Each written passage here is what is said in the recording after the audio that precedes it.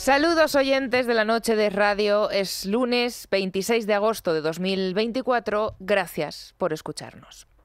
Y hoy sí, hoy arranca un nuevo curso político que se avecina, cuanto menos trepidante, aunque, ojo, el verano que hemos tenido no ha sido menos. El gobierno va a tener que discurrir por un terreno lleno de minas a partir de ahora que puede estallar en cualquier momento. Negociación de los presupuestos, el rompecabezas de la financiación autonómica, votaciones de infarto en el Congreso de los Diputados, cifras récord en inmigración ilegal. Ahora les vamos a hablar de todo esto. Pero quizá, de todos los frentes que va a tener que sortear Pedro Sánchez, el que más le preocupe seguramente, será el judicial.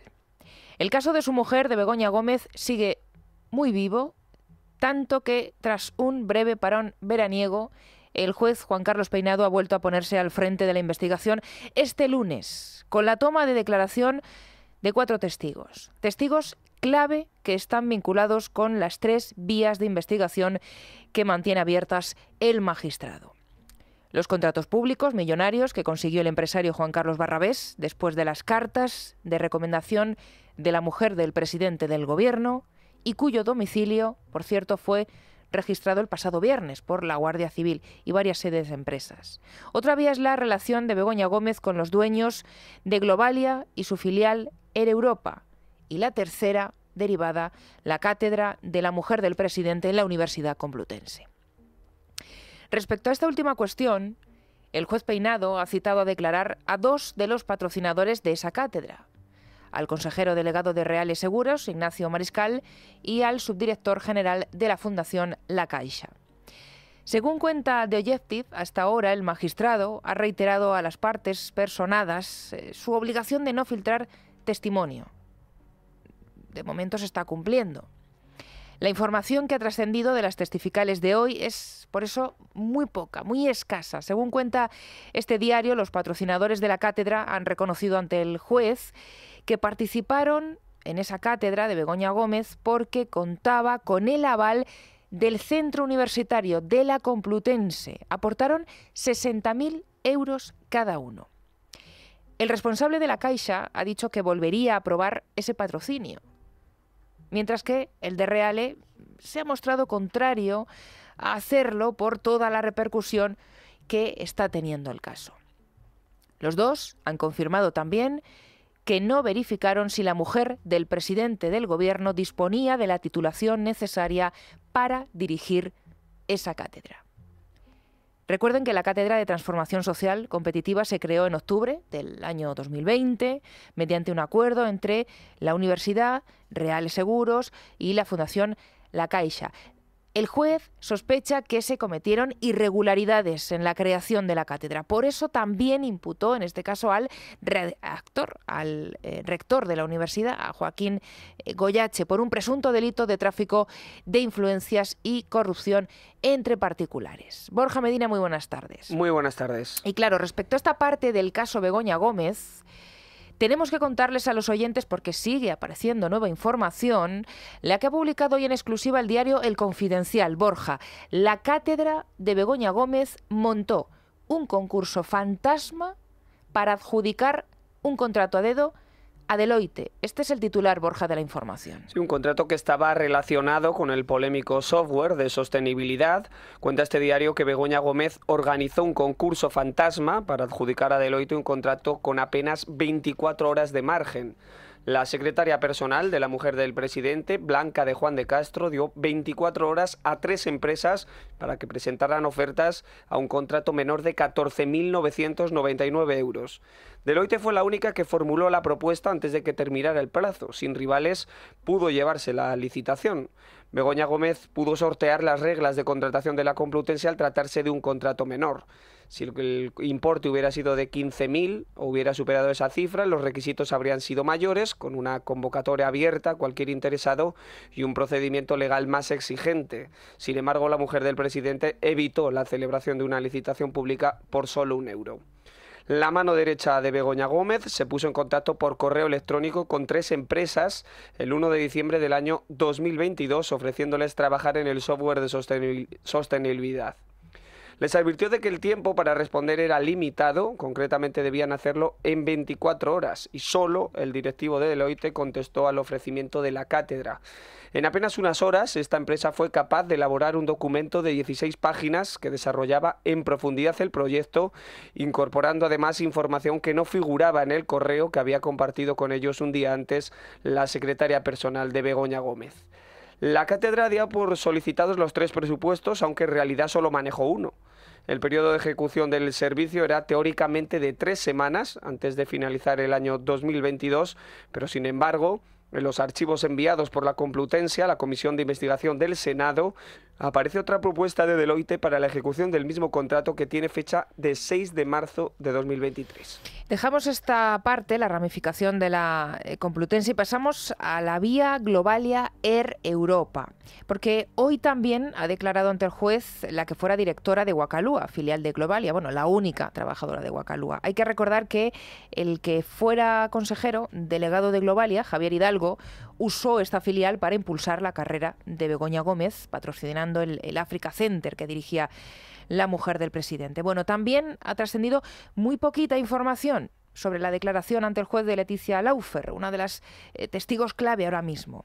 Según publica The Objective, la exdirectora de Guacalúa se ha mostrado muy nerviosa y ha negado al juez que la filial de Globalia se creara para acercarse a Begoña Gómez. También ha negado que Javier Hidalgo le ordenara hacerlo. La declaración de Laufer ha durado pues 1 hora y media aproximadamente, y según publica este diario, a la testigo se le ha visto muy molesta por tener que responder a preguntas personales. Bueno, ojo también a lo que publica en este momento el diario El Debate. El juez Peinado está investigando un acuerdo confidencial de Begoña Gómez con Hidalgo para ayudar a Globalia. Se dan cuenta de que la información se sigue moviendo todavía a esta hora. La mujer del presidente se ofreció, Borja, para intermediar con Marruecos y otros 6 países africanos. Begoña Gómez se comprometió por escrito con el entonces CEO de Globalia, Javier Hidalgo, a colaborar en una estrategia de crecimiento de la compañía aérea. El documento, publicado por El Debate, dice literalmente que se compromete a conseguir llegar a diferentes países e instituciones que colaboran con el Africa Center, alineándose con la estrategia de crecimiento de Globalia. Es decir, Esmeralda, que la mujer del presidente asume como propios los objetivos de expansión de la compañía aérea. En ese acuerdo, el Africa Center, dirigido por Begoña Gómez, también aceptó permitir la participación de Guacalúa en eventos en varios países africanos, entre ellos Marruecos, e incorporar a Globalia como caso de éxito, sponsor e invitado en los eventos del Africa Center en esos lugares de interés para la compañía.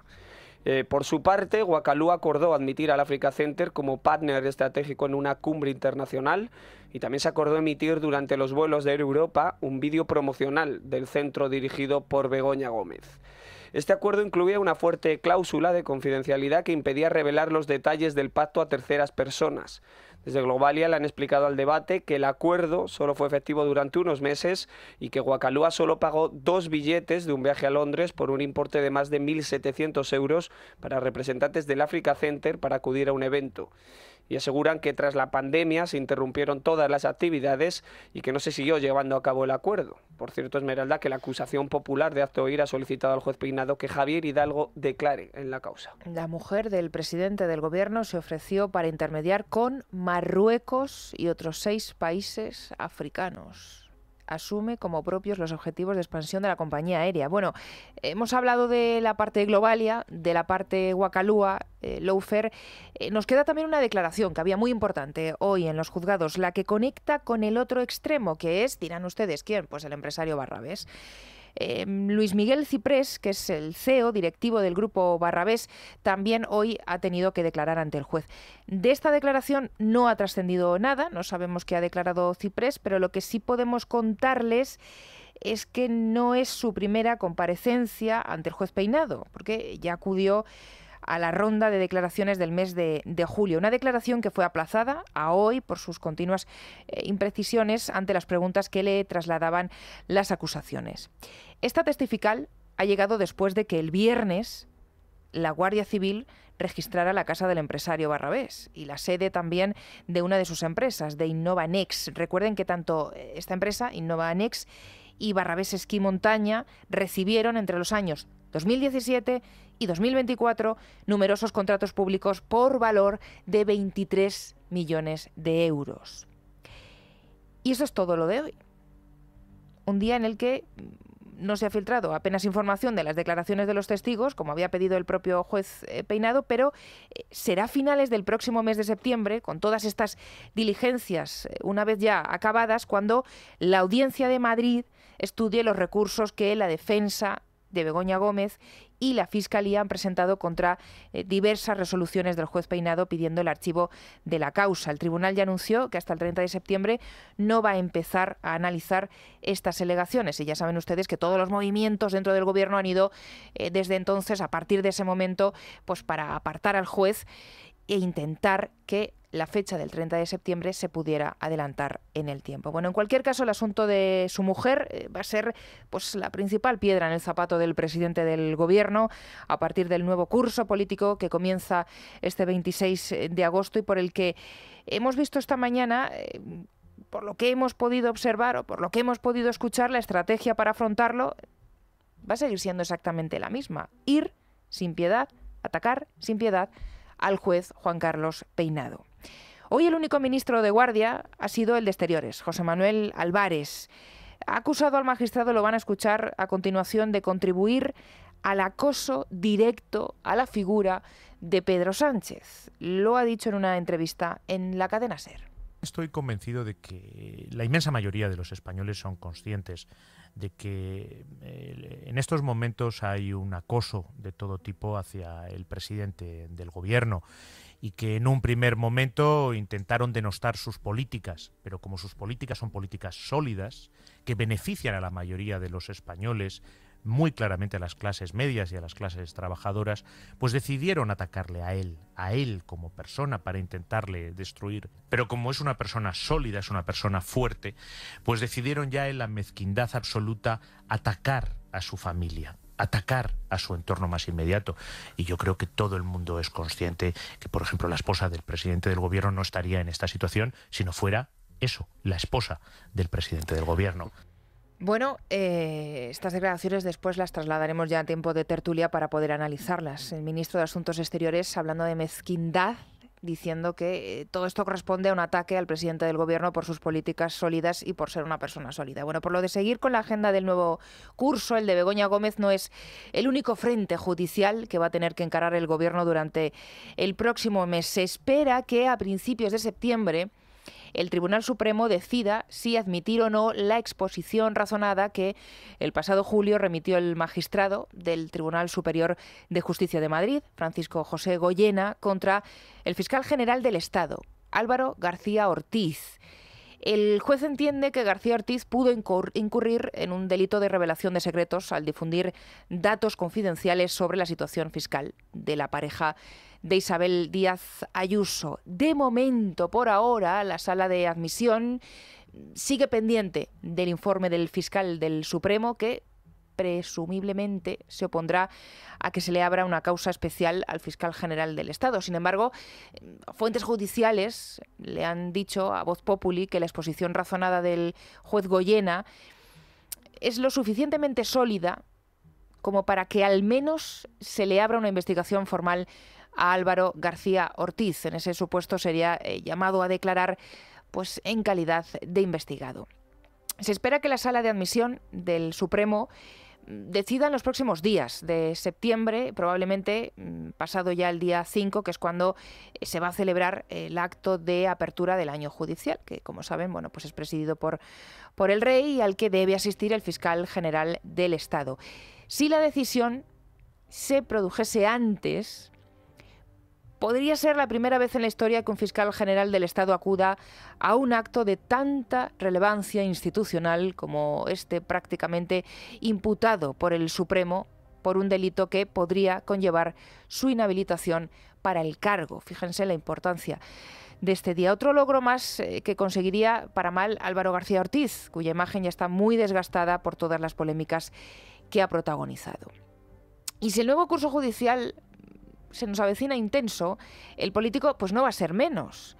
El presidente del Gobierno lo va a iniciar fuera de España, ya lo saben ustedes, Pedro Sánchez va a comenzar mañana una importante gira que le va a llevar a Mauritania, a Senegal y a Gambia, con el objetivo de demostrar que hace esfuerzos para contener la inmigración irregular que se ha desbocado en España y que es ya uno de los asuntos que más polémica está suscitando ahora mismo.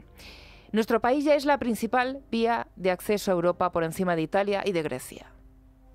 En lo que va de año han llegado a España alrededor de 31.200 inmigrantes ilegales, un 66% más con respecto al año 2023. Estos son datos del Ministerio del Interior. Con esta gira, el presidente del Gobierno pretende hacer ver a la opinión pública que no ahorra esfuerzos para frenar la inmigración ilegal. Lo va a hacer a golpe de talonario. Pero la máxima prioridad para el Ejecutivo en esta materia, en el inicio del curso político, es aprobar la reforma de la Ley de Extranjería, que fue la gran derrota parlamentaria de los socialistas antes de comenzar las vacaciones de verano. Recordarán que, pues que el cierre del ciclo de sesiones fue muy complicado para los intereses de Sánchez, con casi una decena de votaciones perdidas en la Cámara Baja. El Gobierno afronta ahora el inicio del curso como una oportunidad de recuperar las leyes que le tumbó el Parlamento y poner el broche al primer año de mandato con Sumar, con la aprobación de unos presupuestos generales del Estado. Pero la cosa no va a ser fácil, con unos socios independentistas que van a exprimir a Pedro Sánchez al máximo y que ya le están amenazando con no apoyarle en las votaciones si no acceden a sus pretensiones, especialmente en materia fiscal, como el desarrollo del concierto catalán, aunque todavía no conocemos la letra pequeña de este acuerdo con Esquerra. Fíjense cómo está la situación y lo complicado que va a ser para el Gobierno, que hasta Podemos, con los que Pedro Sánchez tiene que contar si quiere sacar adelante sus leyes, ya dan por muerta la legislatura. Escuchen a Pablo Fernández, que es su portavoz nacional. No esperamos nada de esta legislatura. Esta legislatura en clave progresista la damos por absolutamente finiquitada. Como digo, Sánchez y el Partido Socialista han acabado con la legislatura progresista en este país, porque, como digo, la inacción del Partido Socialista es tal que no hay que descartar directamente el PSOE prorrogue los presupuestos. Rubén Fernández, ¿qué tal? Muy buenas tardes. Buenas tardes, Esmeralda. Arranca el curso político, decíamos, más difícil, más complicado para Pedro Sánchez. Mañana, esa gira por África, vuelven también los martes de Consejo de Ministros y vamos enumerando desde el principio una a una todas las minas que va a ir encontrando Sánchez en el camino. La judicial, con el caso de su mujer, su comparecencia en la Comisión de Investigación en el Senado, la negociación de los presupuestos, todas las votaciones agónicas en el Congreso, la inmigración irregular, financiación autonómica, la presión de los socios, en fin. Rubén, que se avecinan curvas. Sí, la verdad, muchos frentes para el Gobierno que tiene abiertos ahora a su vuelta. Mientras tanto, Sánchez está apurando las vacaciones. Hoy se ha ausentado del Consejo de Seguridad Nacional, que ha estado presidido por el ministro de Presidencia, Félix Bolaños, y al que ha asistido el núcleo duro del Ejecutivo, con la vicepresidenta primera, María Jesús Montero. También han participado otros ministros como Carlos Cuerpo de Economía, Óscar Puente de Transportes y Margarita Robles de Defensa. Y es que lo cierto es que los ministros ya llevan en su mayoría la mayoría trabajando en Madrid, pero Pedro Sánchez está apurando hasta el final. Eso sí, mañana ya habrá Consejo de Ministros y parte hacia Gambia, Mozambique y Mauritania para estudiar lo que es la inmigración ilegal con los gobiernos de estos países. Decías, Rubén, me parece el dato muy importante. Hoy Pedro Sánchez se ha ausentado de esa reunión del Consejo de Seguridad Nacional en plena crisis migratoria. ¿Y cuál es el motivo? ¿Porque si hasta mañana no viaja a Mauritania? Pues hay silencio absoluto por parte del Gobierno. A la mayoría también siguen de vacaciones algunos de los responsables. Y lo cierto es que es muy llamativo, ¿no? Porque el Consejo de Seguridad Nacional estudia todo lo que son las amenazas a la seguridad. Evidentemente, en estos momentos, una de ellas es el flanco sur, es la inmigración ilegal que está llegando a nuestras costas, y es llamativo que quien lo ha presidido ha sido el ministro de Presidencia, Félix Bolaños. Bueno, a ver si nos llegan más explicaciones de esa ausencia, pero a mí me parece bastante relevante. Rubén, mañana gira por África para tratar de solucionar a golpe de talonario un asunto, el de un flujo migratorio descontrolado que durante el verano, durante sus peores días, el presidente del gobierno también ha desatendido por completo. Pero ¿cómo venden esta gira en Moncloa? ¿Exactamente qué os dicen? ¿Cómo la venden? Bueno, pues dicen que van a tratar de estudiar con los países de origen donde están saliendo la mayoría de estos cayucos que están llegando a las costas canarias y que van a tratar de estudiar alternativas. Sí que es cierto que han filtrado algunos medios que probablemente se anuncie una inyección de 500 millones, que por cierto es una noticia ya reciclada, porque ya en febrero estuvo en Mozambique junto a la presidenta de la Comisión Europea, Ursula von der Leyen, y anunció lo mismo.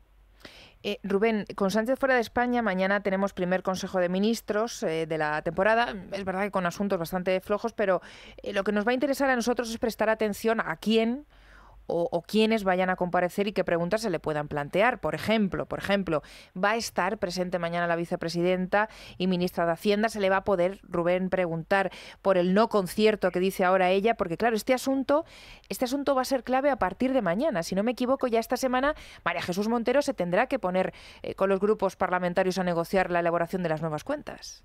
Sí, es muy interesante precisamente lo que puede suceder mañana, porque desde el Gobierno confirman qué es lo que van a llevar al Consejo de Ministros, si hay sorpresas o no, porque una de las cosas que filtraron antes de irse de vacaciones es que lo más probable que es que el primer Consejo de Ministros, tras la vuelta de vacaciones, es cuando se iba a llevar de nuevo el techo de gasto, que recordemos que se cayó durante el mes de julio tras la negativa de Junts a respaldarlo. Se nos decía que se iba a elaborar un nuevo techo de gasto, quizás el mismo con variaciones muy poco significativas, y que se volvería a presentar. De momento ni confirman ni desmienten, no responden literalmente sobre si mañana se va a presentar este techo de gasto, pero si no se presenta ya nos da una pista de que el Gobierno parece que podría desistir en presentar las cuentas de cara al próximo año, con esas amenazas tanto de Esquerra como de Junts que amenazan con no tumbarlo. Y muy interesante también mañana la Diputación Permanente, ¿sí? Porque hay registradas varias peticiones de comparecencia, tanto del Partido Popular como de Junts, para que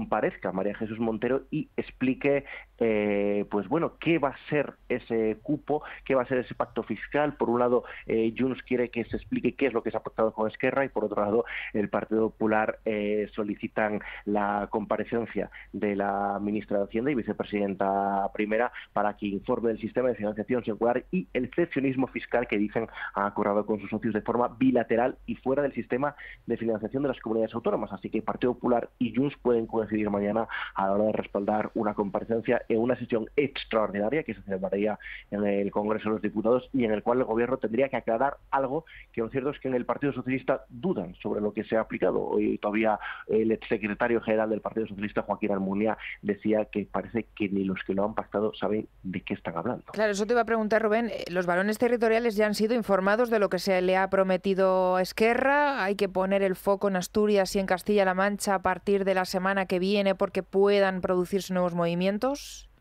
Pues vamos a ver, porque hasta este momento lo que ha habido es oposición totalmente a este concierto económico. Sí que ha habido llamadas de Salvador Illa con ambos presidentes. Es cierto que mantiene una interlocución buena tanto con Emiliano García Paje como con Adrián Barbón, algo que bueno, sí que es cierto que por ejemplo Paje no mantiene la misma buena interlocución, por ejemplo, con Pedro Sánchez y el Ejecutivo. Así que vamos a ver si la han convencido y sobre todo ese misterio, qué es lo que se ha pactado, qué es lo que quieren hacer, porque algunos días dicen que bueno, pues es como un concierto solidario. Han dejado caerlo el presidente del Gobierno cuando dijo que íbamos a hacer una mayor federalización, pero otras veces niegan que esto sea un concierto, ni solidario ni solidario, no le ponen ese apellido para tratar de disfrazar lo que a todas luces rompería la caja de la solidaridad. Rubén, y última pregunta, asunto frente judicial. Hoy el juez Peinado ha retomado la investigación con esas 4 testificales tan interesantes, de las que ha trascendido poco, pero que eran determinantes también para la investigación. ¿Cómo encara Pedro Sánchez este asunto a partir de esta semana? Bueno, pues vamos a ver cómo lo resuelven. Sí que es muy interesante ver cómo todos los testigos están agrupándose y comprando todo este discurso de Moncloa de, bueno, pues es casi un montaje, es algo que, bueno, pues no son todo bulos, están utilizando hasta la misma terminología, así que parece que la estrategia de defensa de Begoña Gómez está hablando con varios de esos testigos para tratar de salvar a la mujer del presidente del gobierno, y todos están confluyendo en una misma versión y utilizando hasta los mismos términos que utiliza el argumentario monclovita. Bueno, pues Rubén, leo hasta ahora, no sé si os han informado ya los periodistas, veo que es información de última hora sobre la siguiente gira internacional que ya tiene prevista el presidente del gobierno, que ya tiene cerrada, viaje a China el 8 de septiembre para impulsar acuerdos comerciales con Xi Jinping. No sé si os han informado ya los periodistas. Sí, lo que nos han dicho, bueno, esto a mí todavía no me lo han cerrado, pero sí que nos han dicho que el presidente del gobierno iba a centrarse durante los próximos meses mucho en la agenda internacional, que iba a ir por, bueno, pues diferentes países, pero no nos aclaraban todavía los destinos. Y bueno, la verdad es que con un gobierno bloqueado, que no puede sacar prácticamente nada en el Congreso, porque sus socios se oponen, con un gobierno que no puede, que incluso necesita el respaldo del Partido Popular para sacar algo urgente como es la ley de extranjería que quieren sacar adelante, pues se están centrando en medidas cosméticas de mucha propaganda, pero de poco, bueno, pues poco coste o de poco futuro, como es pues giras internacionales. Eso es. Que se está aferrando cuando el presidente del gobierno está acusado por varios frentes. Mejor fuera de España, claro que sí. Rubén Fernández, gracias, como siempre. Muy buenas tardes. Un saludo. Maite Loureiro, buenas tardes. ¿Qué tal? Muy buenas tardes. El Partido Popular, Maite, ya ha comenzado hoy también el curso político. Feijóo ha reunido en Génova 13 a su comité de dirección también para dirimir el rumbo que va a tomar el partido para bueno, pues tratar de dar la batalla al gobierno. Y han puesto el foco en un asunto, la ruptura de la caja común. Maite, la semana que viene, lo hemos estado contando estos días, el día 6 de septiembre es cuando va a reunir a todos los presidentes autonómicos de su partido para coordinar las iniciativas judiciales y políticas que van a poner en marcha para evitar la creación de ese concierto. Pero antes han firmado un manifiesto y dicen ellos que es, Maite, para disipar cualquier duda sobre su postura común respecto a este asunto. Pero es que había dudas.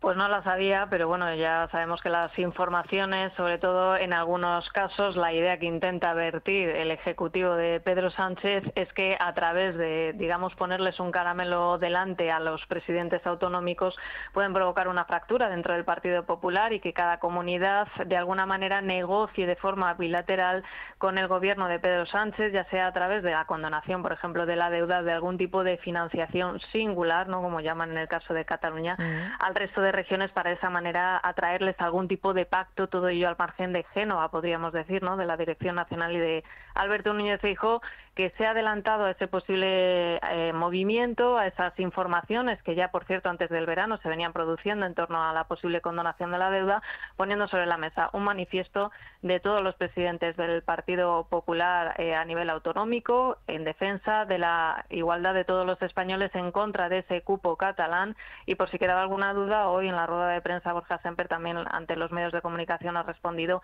que no hay ningún tipo de fisuras, que hay unidad y que esto no es un mercadeo por parte de los líderes autonómicos del Partido Popular, es decir, que no va a haber ningún tipo de ruptura como pretendía el gobierno de Pedro Sánchez.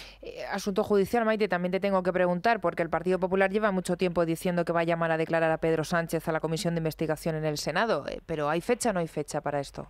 No, todavía no hay fecha. Se habló de la vuelta de las vacaciones, posible el mes de septiembre, pero es verdad que la agenda política viene muy apretada, que ellos están esperando, ya lo dijo en alguna ocasión Alberto Núñez Feijóo, a que se amplíe la información sobre el caso, especialmente con el volcado de los móviles y toda la cascada de datos que podría producirse, y de ahí que quizás estén retrasando ese momento para elegir el momento propicio, digamos, lo que puede favorecer más políticamente para que comparezca Pedro Sánchez. Lo que sí han descartado hoy por completo es llamar a su mujer, a Begoña Gómez. Dicen que es una ciudadana, podríamos entrecomillar mucho esta afirmación, particular, aunque oficialmente no tiene ningún cargo institucional, y que por tanto esas explicaciones que tiene que dar las debe hacer ante el juez, ya que además está imputada en el caso, y que la labor del Partido Popular es fiscalizar políticamente al gobierno, y en este caso quien está a la cabeza del mismo, es Pedro Sánchez, y es quien tiene que comparecer y dar explicaciones en esa comisión de investigación del Senado. Última pregunta, Maite, la relación con Vox, ¿cómo están los dos principales partidos de la oposición que nos espera en el nuevo curso? Bueno, pues un enfrentamiento, podríamos decir, a cara de perro, más todavía de lo que lo hemos visto en los últimos meses. Vox anunció esa ruptura a nivel nacional con el Partido Popular, directamente con Alberto Núñez Feijóo, que luego se consumó también a nivel autonómico, rompiendo esos gobiernos, y desde entonces la labor de oposición, en el caso de la formación de Santiago Abascal, se ha centrado en criticar de manera muy insistente al Partido Popular, a Alberto Núñez Feijóo, también a los varones autonómicos, mucho centrado sobre todo en Isabel Díaz Ayuso, pero también en otras regiones, un poco sobre todo después de ese resultado de las europeas, donde le salía un competidor a la derecha, podríamos decir, con Albize, que reunía nada menos que 800.000 votos. La mayoría de ellos se supo después que procedían de Vox, y de ahí quizá un poco las explicaciones que puede haber en torno a ese movimiento, ¿no?, político que llevaba a cabo Santiago Abascal en el mes de julio, y un poco inexplicable. Pues gracias, Maite, muchísimas gracias, por darnos, como siempre, las claves de la actualidad. Gracias, muy buenas tardes. Muy buenas tardes, un abrazo. La noche de Dieter es radio, con Esmeralda Ruiz.